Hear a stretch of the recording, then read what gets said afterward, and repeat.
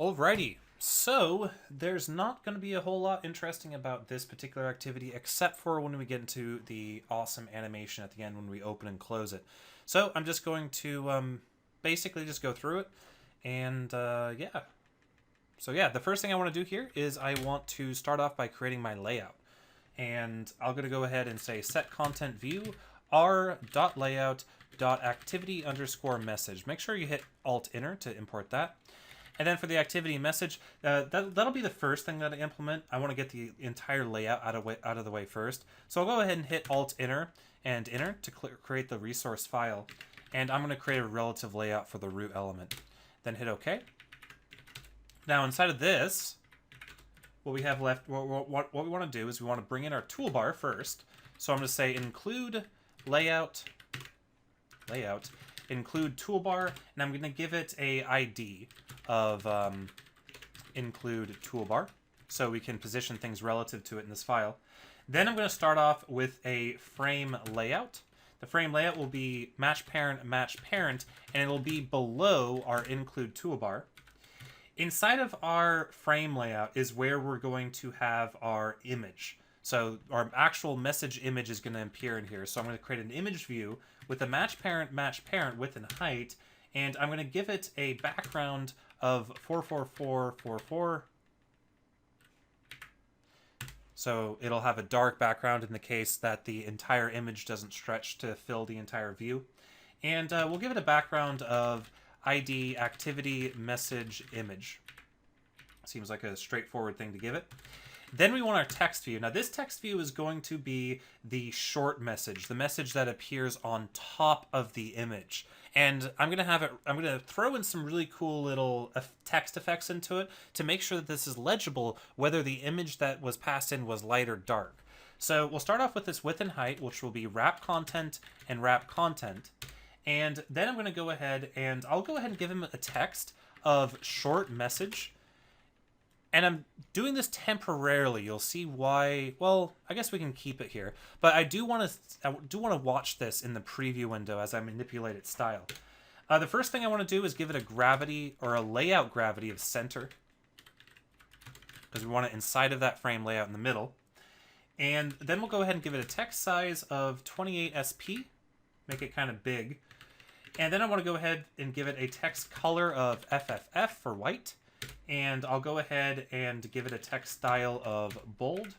And I'll go ahead and let's give it a background shadow. So I'll give it a background shadow of 000 for black. I'll give it a shadow DX of 0, a shadow DY of 0. So its offset is 0 and 0. So the shadow is going to come out of the text equal amounts. Now, you're probably not going to see this in the preview. I don't believe the preview supports shadows, but you would see this if you actually ran the activity. The shadow, I mean. And then we'll give it a shadow radius of 10. Let's give it a padding of 20 dp. That'll become important here in a second. And we'll go ahead and we'll give it a shadow. I think actually that's it for the shadow. I want to give it a rotation of 10, make it kind of rotated. Now, rotations are also not supported in the preview pane, so that's fine. And then I'll give it an ID of activity message short message. And that's that. Now what I want to do is I want to create a relative layout that includes my translate button and the little drawer that comes out with the long message. So to do that, I'm going to create another relative layout, and I'm going to give it a width of match parent and a height of match parent. And I'm going to go ahead and I'm going to give him a background, a very specific background color that'll be similar to that of our toolbar. And the background color will 2211998FC. Or come on. 221998FC. So a semi-transparent bluish color that I like. And then we'll give him an ID of activity show message drawer. We're going to call him our drawer because he's going to slide up when we click on the translate button. Then we need two text views inside of this relative layout. The first one is going to have a wrap content. He's going to be the translate button. So he's going to have a text of translate. And he's going to have an ID of activity show message translate. And then he's going to have a text color of white. And then he's going to have a padding top of 8 SP and a padding bottom of 8 SP, or DP, sorry. So come back there. And then we're going to go ahead and give him a center horizontal of true and a text size of 20 SP. So that's our translate button. So now this panel is going to start off slid all the way down, but then when we click on this button, I'm going to have it slide all the way back up. To facilitate clicking, I am going to go ahead and set the text views clickable to false, and I'm going to set the relatives layout clickable to true. We're going to actually add the click handler on the relative layout itself. So wherever you click on the relative layout, it will either open or close the entire drawer for you. Then I'm going to create another text view. This text view is going to be for the long message. So it's going to have a width of fill parent and a height of wrap content, and I'm going to give it a text color of FFF, and I'm going to give a center in parent true, so it'll appear in the center. I'll give it a text of long message for now, so I can see where it appears, and it appears right there. And I can go ahead and give it a padding of 20 DP.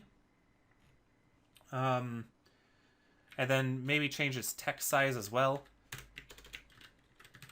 Give it a text size of 20 SP. And that should be good. Now we just need to give it an ID. So an ID of activity show message long message. Or activity, it's not show message, it's activity message. Let's go ahead and change all our IDs. Wow, how did I... Alright, so change all the IDs to activity message, blah, blah, blah, not activity show message. Or not. I mean, really, it depends on what you guys want to do as far as your naming. I just have a very particular naming style for my IDs.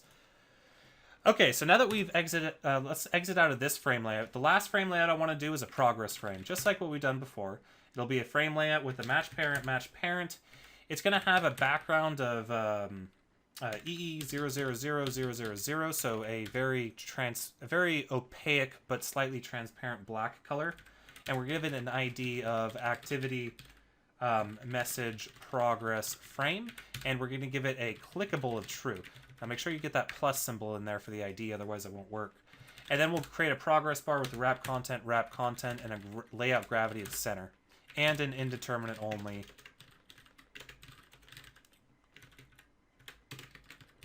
To true. Now let's go ahead and take this frame layout, and I'm going to say visibility gone. So I'm going to make him default to not being visible so that I can take a look at what's behind it, and I can kind of fine tune how I want all of these things to be laid out. And I kind of like this. I might change the opacity of my relative layout. You know, I might bring it up to maybe 7.7 or 8.8 or 9.9 or something like that. That's really up to you guys. You guys can play around with that. When we're actually going to see the short message with its text effects, things are going to look a little different. But I kind of like how it is right now. Now remember, this whole panel is going to be sliding up and down so we can see the short message and the image. But I think that pretty much wraps up all I wanted to do with the layout. I mean, this has all the facilities, all the views that we need in order to implement it. So let's go ahead and jump into the activity and get that guy implemented. It's going to be a pretty straightforward class. All we're doing is loading up a message, and yeah, we will have a menu, but that's not going to be too difficult to implement. Now, the first thing I want to do, however, is I want to create a new public static final string, and I want to call it extra_message_ID. Now, what I'm doing here is I want there to be two ways to get to load the message activity. I want you to be able to load it through a message ID or through a message itself, a fully serialized or deserialized message object. Now, the reason I'm doing this is if we create a notification on our system through a push notification, I want to be able to launch the message activity with nothing more than just an ID of what message has been sent to us without having to go out and actually load it from the, from wherever. Actually have to load it from the web server. I want to be able to just pass an ID into it and have that be displayed for us. So in addition to that, I also am going to create a private static final string state_message. Now the state message is going to be saved in the bundle, and it's going to be used for when we load that extra ID. I want to save or persist that thing that we loaded into our state, our bundle, so that we don't have to reload it. All right, let's go ahead and knock out our fields. I'm going to do private view drawer, private text view translate button, private boolean is open, private int translate offset. So this is going to be the translate offset that we use for animating the drawer opening and closing. We're going to have a private animator set for current animation. We're going to have a private message for our current message. And we're going to have a private view for our progress view. All right. So then what I want to go ahead and do, I guess I can also do a private text view short message and a private text view long message as well. So then what I want to do is, let's go ahead and on our create, let's just grab all of our views first. So let's say drawer equals find view ID, r.id message drawer. Our translate button is cast to text view, find view ID, r.id translate. And then our is open, we can initialize to false, don't need to either way. Our progress view, or progress frame, to be consistent, I'm going to call it progress frame, is going to be set to find view ID, r.id message progress frame. Not send message progress frame, normal message progress frame. I really should have just done a single view for that in an include. Short message equals cast to text view, find view BID, r.id, short message. Long message is cast to text view, find view ID, r.id, blah, blah, blah, blah, blah, blah, blah, blah, blah, blah. You know what I'm saying. Okay, so now we have all of our views aliased out. I do want to go ahead and clear out my short message and long message. So I want to say short message dot set text to blank and long message dot set text to blank. I'm doing this because inside of our layout itself, I have text in there for debugging purposes to see the preview. But then when I load this up, I want to make sure it's cleared out so the users never see that debug text. I also will want to go ahead and say progress frame dot set visibility view gone, just to be double sure that it's not going to start off showing. All right, let's go ahead and do our toolbar. Our toolbar, I'm going to say toolbar dot set navigation icon is going to be r.drawable.icab close. And then toolbar dot set navigation on click listener. And I'm going to pass in a new on click listener. Now, what I'm going to pass in here is I'm going to pass in, or I'm going to invoke close message result OK. Now, close message is going to be a method that we're going to write. It's going to contain all of the logic for, well, closing the message and returning to whatever, finishing the activity, returning to whatever parent activity was responsible for invoking this one. Now what I'm going to do is I'm going to say message equals null.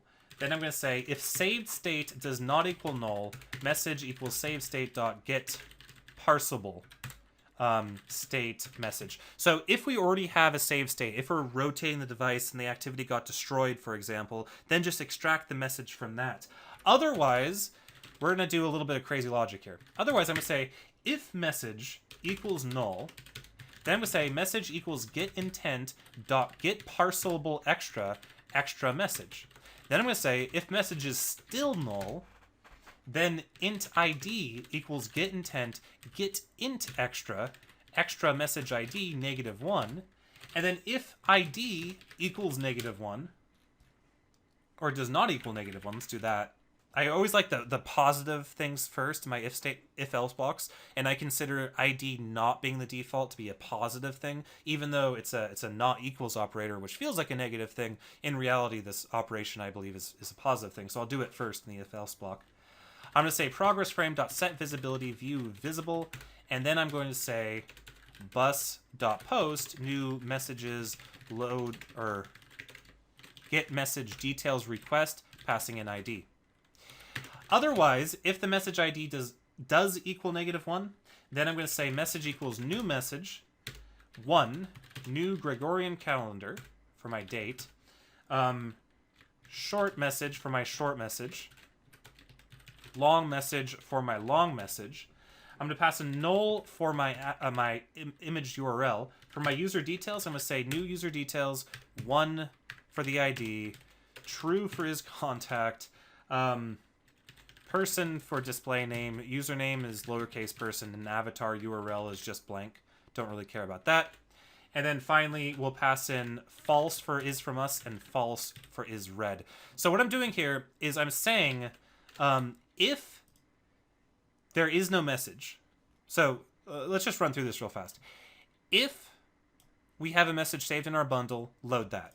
If we don't, load it from the intent. If we can't find it from the intent, load the ID from the intent. If we can load the ID from the intent, ask the server for more information about the message so we can get the full message object. Otherwise, create a dummy message right here that we can use for testing purposes. And that's it. So now what I can do is all the way at the bottom here, oh, not that far, all the way at the bottom here, I'm going to say if message does not equal null, then show message message. So if we, at any point during this huge branch of logic right here, if we were able to acquire a message object, go ahead and show it. All right, so yeah, let's go ahead and implement our subscribe to our get message details request real fast, because that's really easy. So we'll do subscribe public void on message details loaded, and I'll do messages dot get message details response. Then I'm going to say progress frame dot set visibility view gone. And I guess I could do this on resume. I could go ahead and say scheduler dot invoke on resume response get class new runnable, and then say progress frame set visibility view gone. So we get rid of our progress frame. And I'll say if not response did succeed. By the way, that made a response final. Ooh, there's a slight bug here. I didn't have my get message details response inherit from service response. So let's go ahead and do that. All right, now that we have that done, let's come back here. And so if not response did succeed, then I want to say response show error toast message activity dot this, and then I'm going to say return. Otherwise, show message response dot message. So here's that show message method again. That's just going to be responsible for, well, showing the message. The next thing I want to do, I want to get another trivial method out of the way. I'm going to do an override of onSave instance state. So go ahead and do that. And I'm going to say super onSaved instance state. That's important. Make sure you invoke back into the super. And then I'm going to say outstate dot put parsable, passing in state message and message. So once we load the message, we're going to save it in our bundle, so we don't have to load the message twice if we were passed in an ID. All right, now let's do our show message method. So I'm going to say private void show message message. Now I'm going to say current message equals message. So now we have a reference to our message object. Then I'm going to say string created at equals date utils format date time this for the context message dot get created at dot get time in milliseconds date utils. Now this time I'm going to do date utils dot format show date only to make things a little simpler. Then I'm going to say if message is from us, I'm going to say get support action bar dot set title sent on created at. Otherwise, get support action bar dot set title received on created at.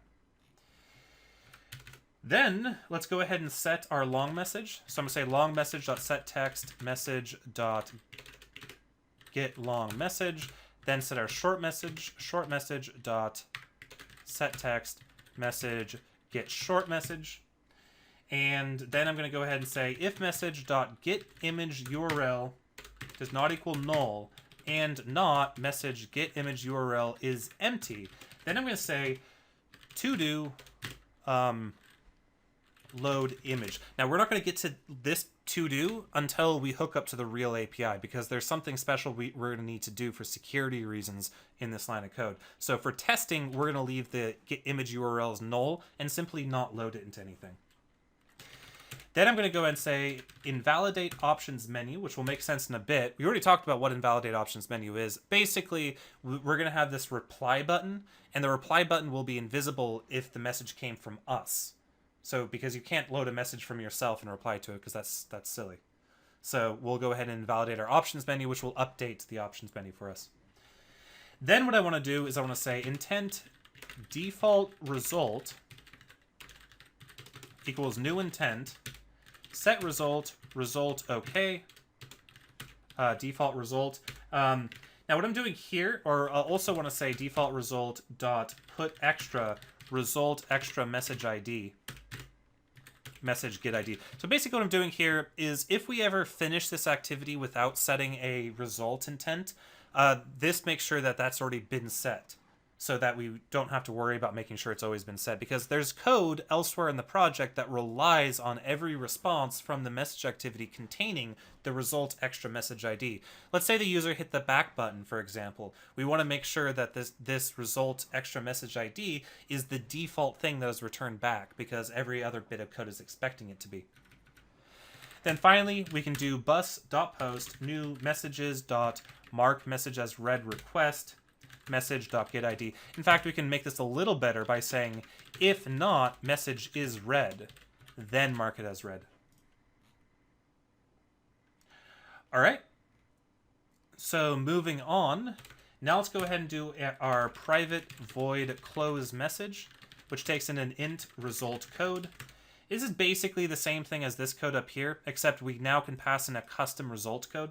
So I'm going to say intent data equals new intent data put extra result message ID current message dot get ID, and then we can say set result result code data, and then finish. Alrighty, so now let's go ahead and write out our options menu. So I'm going to start with override our onCreate options menu. Oh, come on. onCreate options menu. onCreate options. There you are. Trying to run away from me. And for this, what I'm going to do is I'm saying get menu inflator dot inflate r dot menu dot activity message menu, which doesn't exist yet, but it will here in a second, and then menu, and then returning true. Let's go ahead and implement our menu resource real fast, because it's pretty straightforward. We only have a couple of menu items. Hit Alt, Enter. Then inside of here, I'm going to create an item with an ID of activity message menu reply. So this is our replied thing that I was talking about a second ago. And he's going to have an icon of drawable icy action reply. And then he's going to have a title of reply and an app show as action equal to if room. Now, of course, make sure you hit Alt-Enter to import that XML namespace there at the top. Now we're going to create an item with another ID, not surprisingly, with an activity message menu contact. So this will be a button that you use to click to get to the contact who sent you this message, with an icon of drawable icy action user and a title as show profile and a show as action, an app show as action, not an Android show as action. That's important because we're using app compat set to if room. Then finally, we'll do our message menu delete. And our delete will, not surprisingly, have the icon of icy action delete. And he'll have the title of delete. And we'll also give him an app show as action of if room. You might want to relegate the delete button to the overflow menu if you want to. It's up to you how you want to implement that or how you want it to look. Now let's jump back to the message activity. Notice how that error goes away now that we have that resource created.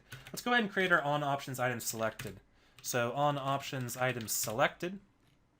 Now for this guy, let's first grab the ID of that menu item. So ID equals item.getID, get item ID. I'm going to say if ID equals r.id activity message contact, menu contact, then we want to load the contact. So I'm going to say intent equals new intent, this contact activity dot class. You know, it'd be really cool if I wrote like a factory method on these activities that accepts all of their required parameters, and then they did all this stuff for you. Probably clean up the code a little bit, and I don't know why this is just occurring to me. Would have cleaned this up quite a bit. Intent put extra contact activity dot extra user details. Then we'll pass in current message dot get user. And then we'll start activity for intent. And we'll say return true. Else if ID is r.id activity message menu reply. Now for replying, pretty much the same stuff. Intent equals new intent this, but we're going to do new message activity dot class instead. And for the put extra, we're going to be passing in new message activity dot extra contact, but we're still passing in current message dot get other user. And then we're going to start activity intent and return true. Otherwise, else if ID is r.id activity message menu delete, then I'm going to go ahead and create a dialog real fast. So I'm going to say alert dialog equals new dialog builder, this for the context, dot set title, delete message, question mark, dot set positive button to delete, passing in a new on-click listener, which will say bus.post new messages delete message request of current message dot get ID. And then we're also going to say close message request image deleted. And that's it there. Then I'm going to go ahead and set the cancelable to false.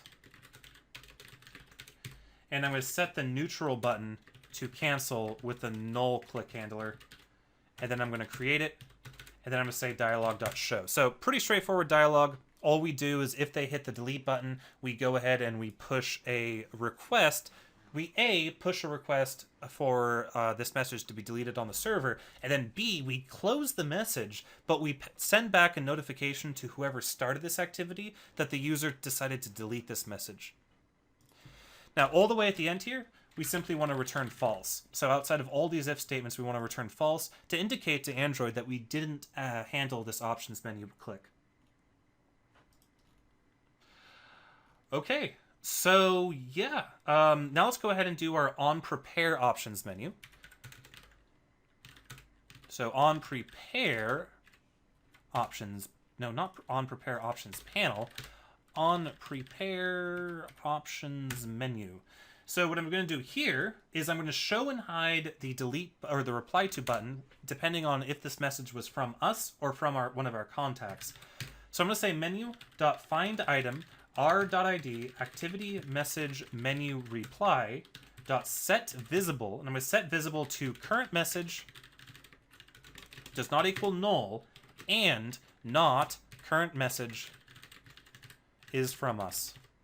And then I'll return true to indicate that we did mutate the menu. All right, now we have two methods left. Now, one of those methods, I'm going to have to go ahead and come up here to all the way back to my on_create. After we implement our drawer, I'm going to say drawer.setOnClickListener is this. So after we grab our drawer out of the find view by ID in our onCreate, I'm going to set the onClickListener to this. And then I'm going to put the keyboard on the squiggles, hit Alt-Enter, select, make it implement this, hit Enter again. And now all the way back at the bottom of the file, we now have this onClick override, which again is necessitated because our class now implements onClickListener. So that's that. But before we implement the onClickListener, which will toggle the drawer, we need to figure out how high the drawer needs to be. So if we come over here and look at this layout, we see that the drawer is open in this layout, but I want this drawer to be moved all the way to the bottom so just the translate is visible. So we need to calculate the offset required in order to achieve that. To do that, what I'm going to do is I'm going to override a method. I'm going to override on window focus changed, which is a place where you can. Apparently it's a good place to get good measurements for your different views.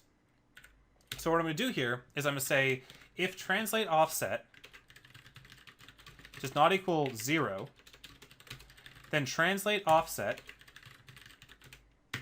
equals drawer.getHeight minus translate button.getHeight. So this will simply make it so if we translated the drawer all the way down to this position, it would be closed, which we want to do as the first thing. So I do want to say drawer.setTranslationY to translate offset. So that'll make the drawer invisible. Well, not invisible. The translate button will still be invisible, but the rest of it will be out of view. All right, now let's implement our onClick. So I'm going to say, first thing I'm going to do is open equals not is open. So we want to flip that bit right there. Then, if current animation does not equal null, then current animation dot stop, or end rather, or cancel. Then what I want to do is I want to say current background color equals cast to color drawable drawer get background dot get color. So we need to get the current color of the drawer so we can animate its color changing. Then I'm going to say int translation y comma color, and then I'm going to say if is open. So if we want to open the drawer, then we want to move the translation y to 0. I want to set the color to color.parse. Come on, color equals color.parse. Are you kidding me? Color.parse color. There you go. EE1998FC. And then I want to say translate button set text close. So we want to change the color or the opacity of the color of the background, and we want to set the text of the translate button to close, and we want to move it so it's visible on the screen.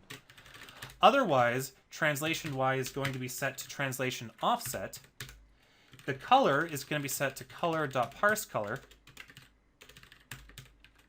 221998FC, and the translate button is going to have a set text of translate, again, like its default. Now let's go ahead and create an animation, but we're going to be animating two things. We're animating the translation Y, and we're animating the background colors. So we need two object animators.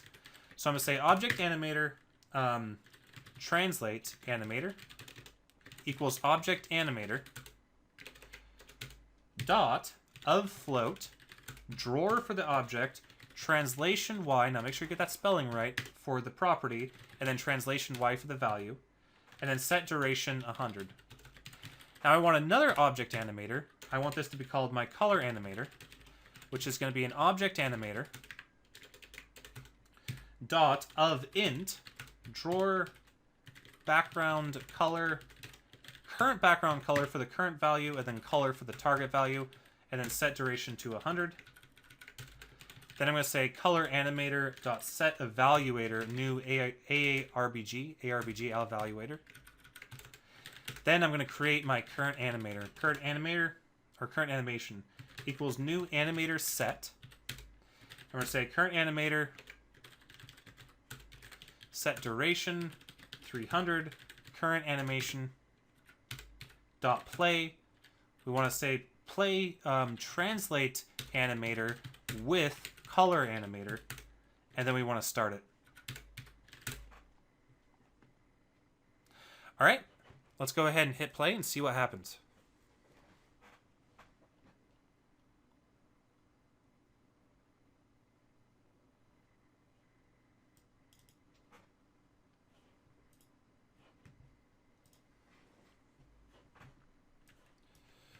Okay, so if we click on a received message, check that out.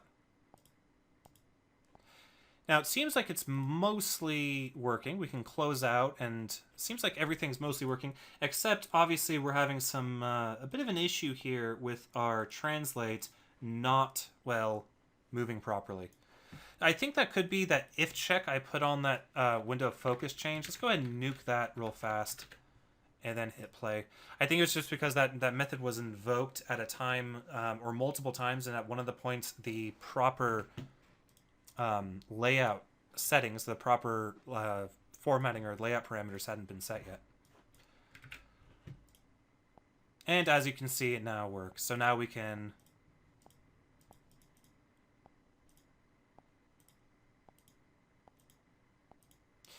all right, let's go ahead and see if our action bar works. I'm going to hop into sent messages, select the sent message. Notice how the reply menu goes away. I can click on a contact and I get to that contact, and I can hit delete and say delete, and it goes away. Now if I go to inbox and I do that on my message, come here, say delete, delete, notice how that should have been, yep, that is removed as well. All right, so that is pretty much the UI of the app. Really, all that's left at this point is hooking up to some live services, to some real live services, and dealing with things like push notifications in the actual API. So we do need to talk about the library that we're going to be using for dealing with our web requests. And then after that, basically, we're just going to come in here and we're going to create another copy of all of our services and rewrite each one of these methods to use the actual real API. Now, don't worry, we're going to write some infrastructure code that will make the individual lines or the individual methods of our services be very, very short. So that'll work out pretty well. All right, I think that's all I wanted to do here, and we'll see you guys in the next video.